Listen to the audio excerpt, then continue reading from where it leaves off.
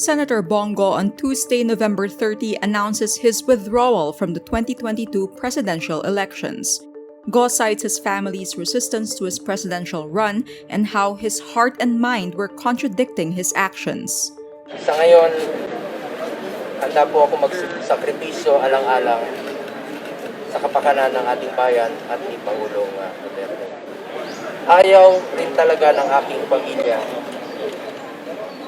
Kaya naisip ko na siguro ay hindi ko pa po panahon sa ngayon.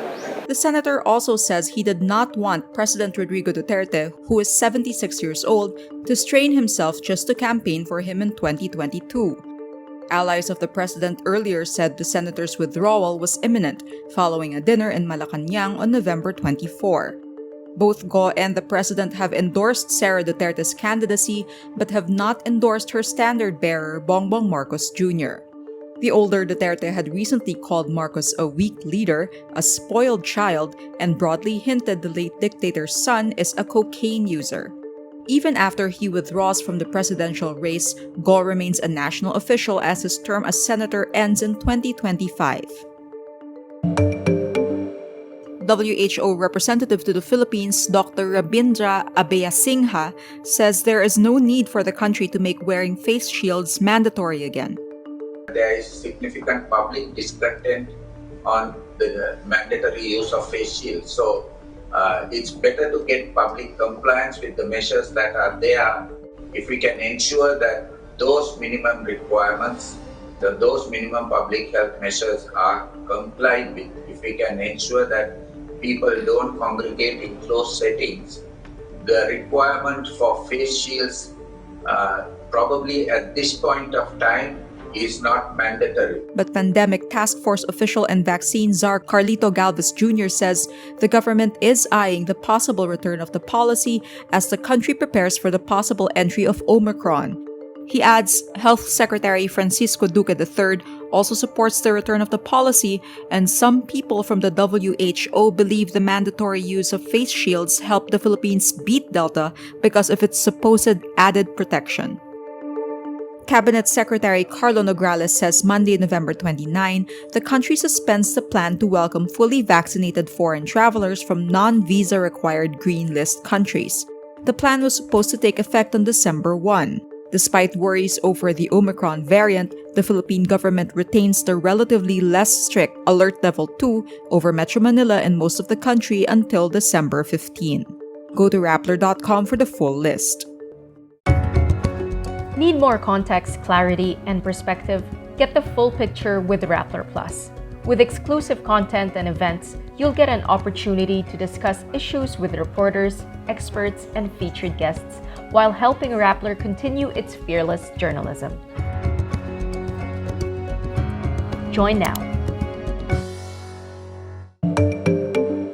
Manila Mayor Isko Moreno says he will appreciate President Rodrigo Duterte's endorsement after Senator Bong Go dropped out of the 2022 presidential race.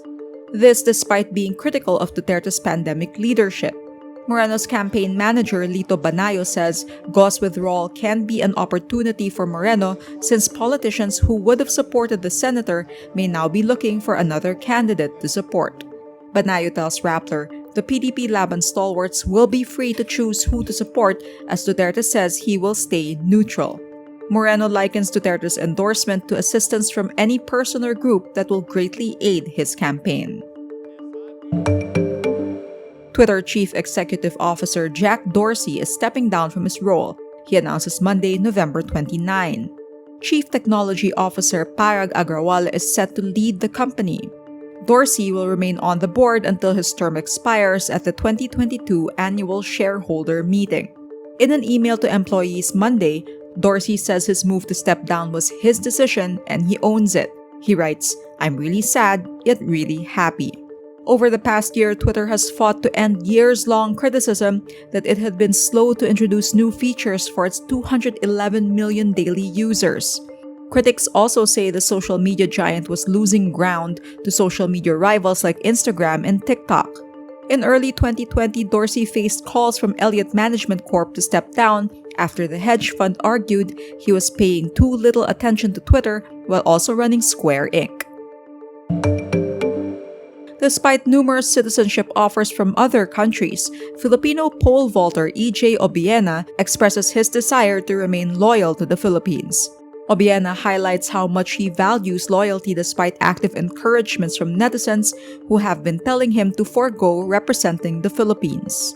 Obiena is currently in a dispute with the Philippine Athletics and Track and Field Association or PATAFA, which accused him of embezzlement and later discrepancies in liquidation of funds. The athlete says despite the issue, his goal is focused on winning gold medals for the Philippines. In a Facebook post, the Asian record holder continues to defend himself against PATAFA's allegations.